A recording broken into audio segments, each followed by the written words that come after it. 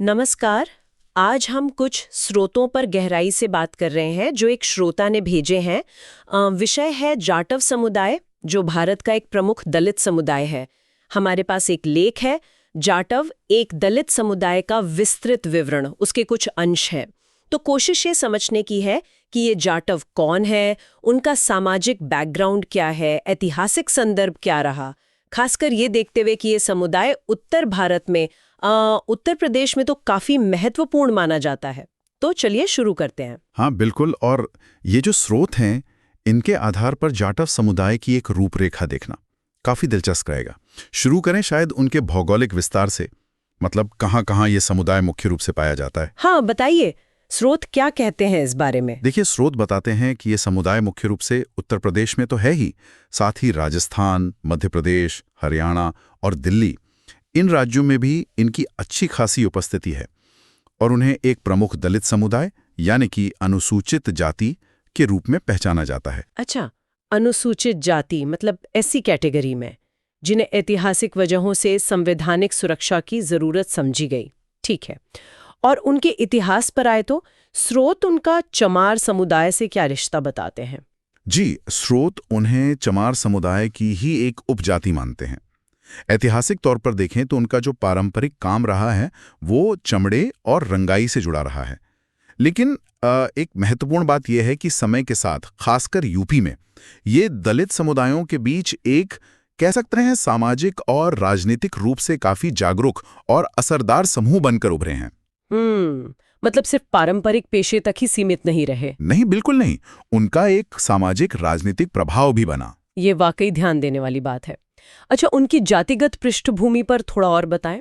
आपने अनुसूचित जाति वर्गीकरण का जिक्र किया। जी, तो सरकारी तौर पर वो अनुसूचित जाति हैं और ऐतिहासिक रूप से हिंदू जाति व्यवस्था में उन्हें काफी नीचे रखा गया था, मतलब अछूत माना जाता था, जिसका सीधा मतलब था गंभीर सामाजिक भेदभाव, अलगाव, शिक्षा या अच्छे रोजगार के मौकों से दूरी।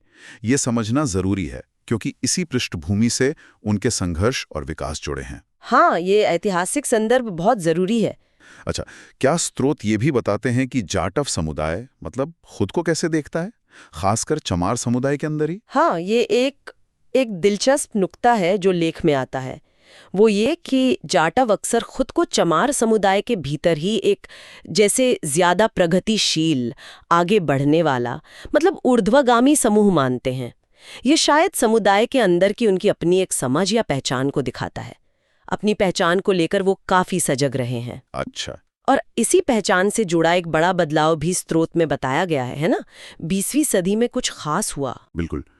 स्रोत ये जिक्र करते हैं कि 20वीं सदी में जाटवों के एक ठीक-ठाक बड़े हिस्से ने अपनी जो पारंपरिक पहचान थी, चमड़े के कारीगर वाली, उसे एक तरह से छोड़ना शुरू कर दिया, उसे अस्वीकार किया। हाँ, ये सक्रिय रूप से अस्वीकार करने की बात कही गई है। ये कोई एक्सीडेंटल बात नहीं थी। जी, सोचा समझा कदम था। और सिर्फ अस्वीकार नहीं किया, बल्कि उन्होंने अपनी पहचान को शायद फिर से गढ़ने की कोशिश की। स्रोत में एक क्षत्रिय मूल से जोड़ने का जिक्र है। ये काफी बड़ा दावा है। हाँ, ये बहुत महत्वपूर्ण बदलाव है। उन्होंने खुद को पौराणिक रूप से क्षत्रिय यानी जो योद्धा वर्ग होता है, हाँ? उससे जुड़ना शुरू किया। जैसा आपने कहा, ये उनकी सामाजिक स्थिति और पहचान में एक बहुत बड़े बदलाव का प्रयास था। ये दिखाता है कि समुदाय कैसे अपनी सामाजिक हैसियत को बेहतर बनाने के लिए, वो जो ऐतिहासिक कलंक जुड़ा होता है, उससे बाहर निकलने के लिए अपनी जड़ों को रीडिफाइन करने की कोशिश करते हैं।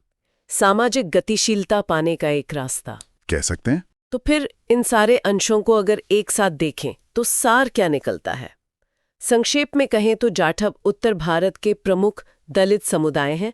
ऐतिहासिक जड़ें चमड़े के काम से जुड़ी, लेकिन सामाजिक और राजनीतिक रूप से विकसित हुए। और खासकर 20वीं सदी में उन्होंने अपनी पहचान को, जैसा स्रोतों में बताया गया है, योद्धा वर्ग से जोड़कर खुद को एक नई तरह से परिभाषित करने की कोशिश की। बिल्कुल सही कहा।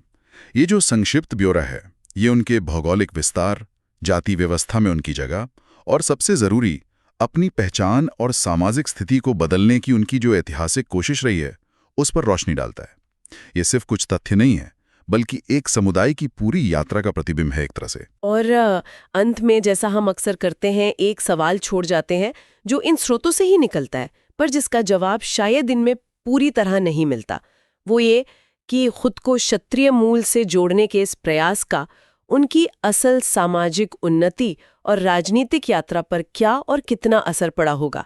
स्रोत इस पर विस्तार से नहीं जाते, लेकिन आगे सोचने के लिए एक दिलचस्प बिंदु जरूर है।